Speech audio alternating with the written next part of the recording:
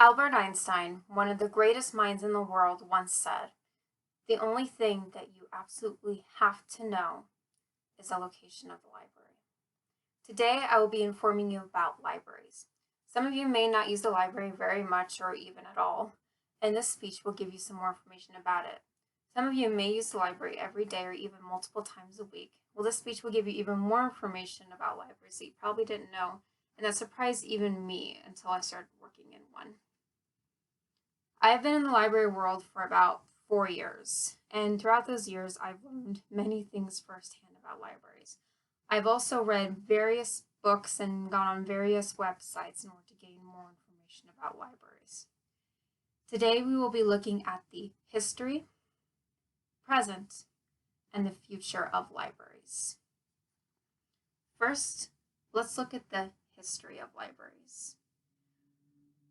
According to History of Libraries in the Western World 4th edition, edited by Michael H. Harris, published in 1999 by Scarecrow Press, one of the greatest libraries in the ancient world was the Assurbanipal Library.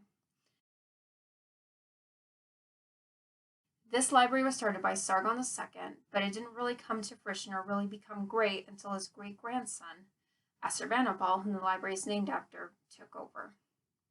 This library included over 30,000 clay tablets that were kept in earthen jars and were actually pretty well preserved until about the 19th century, when archaeologists were able to dig up about 20,000 either partial or full clay tablets that are now kept in the British Museum. This library was designed in the palace and actually had a sort of organizational system to it, where each room would be dedicated to a certain subject. For instance, one room would be dedicated to history and another would be dedicated to geography. In America, one of the first attempts at a library was in 1656 with Captain Robert Kane, who, after he died, purposely left his books so that they could be used to begin a public library. These books were kept in a room in the town hall,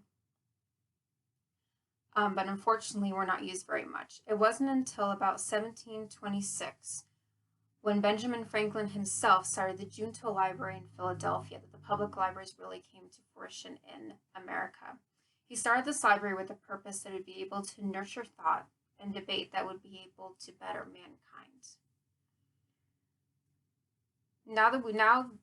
We have just talked about the history of libraries. Now let's talk about the present.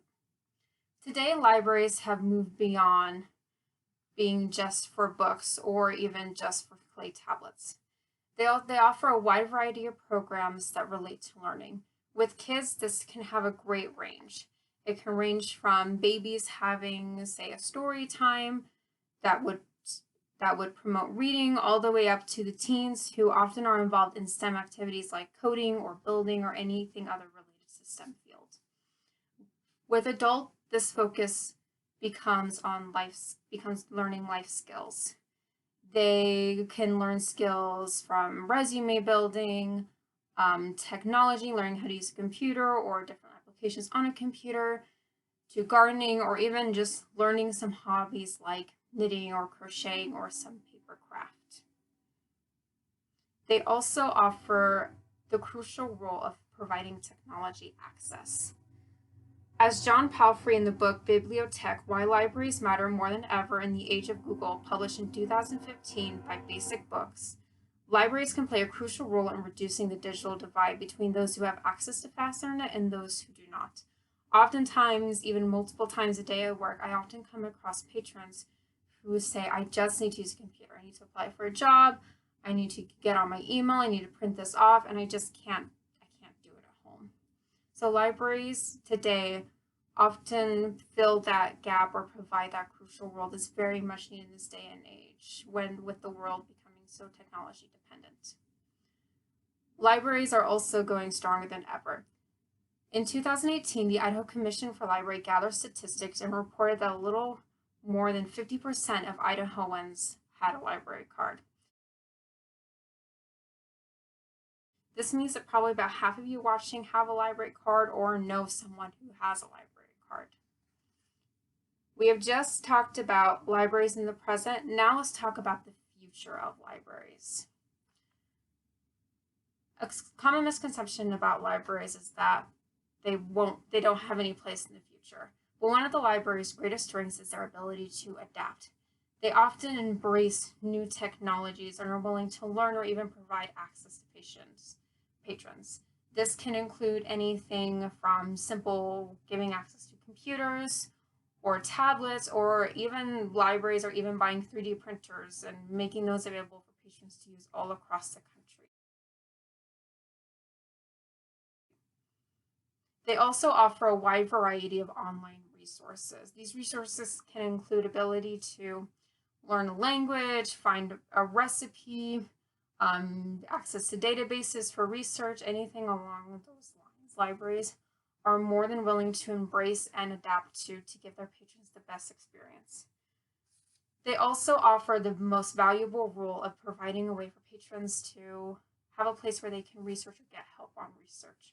Oftentimes, librarians are asked, where can I find information on this topic? And they're able to provide that either through books or even through online, and teaching them how to find that online so they can have the best research possible. They also find a way to balance the new and the old. Just because the world is changing so fast and becoming more technology dependent doesn't mean that books are going away. And libraries often are the example of this because they're able to find the balance between utilizing books and technology, even finding a way for them to complement each other. As James H. Billington in the book, put it in the book, The Meaning of the Library, A Cultural History, edited by Alice Crawford, published in 2015 by Princeton University Press, new technologies tend to supplement rather than destroy old ones. Movies did not obliterate plays, television did not destroy radio. Even as the internet was exploding exponentially in the last decade, book publishing was also increased worldwide by 40%. And this is something that is represented by libraries, who, along with embracing these online resources and getting access to more online resources for patrons to use, they're also still buying books because they're able to find a way for them to complement each other no matter the situation.